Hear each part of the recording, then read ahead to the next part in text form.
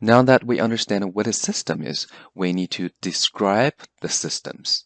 And the properties are what we use to describe a system. So what is a property?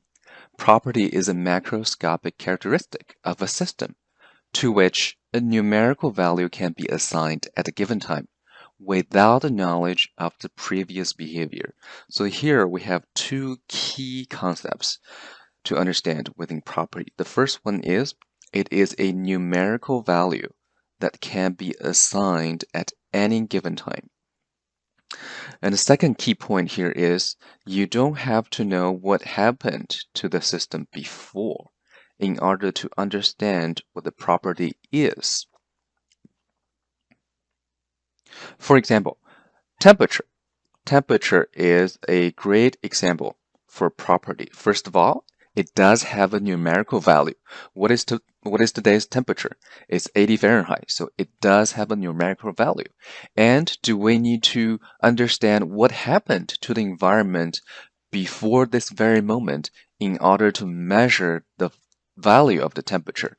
We do not at all.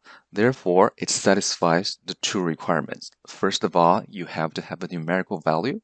Second, you don't have to know what happened before in order to obtain this value. So temperature is one example for property. Another example for property is mass. So it does come with a numerical value, right?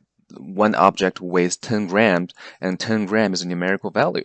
But do we need to know what happened to this system before the moment I measure the weight? Not at all.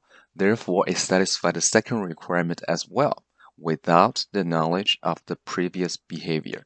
So both temperature and mass are properties. So what is not a property? For example, work is not a property. Work does have a numerical value. For example, the turbine generates work of 1000 watts, so it satisfies the first requirement. However, work is for you to push something over a distance.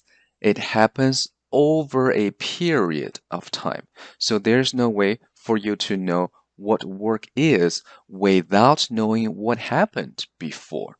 So work does not satisfy the second requirement. Work is not a property. Another example is heat transfer.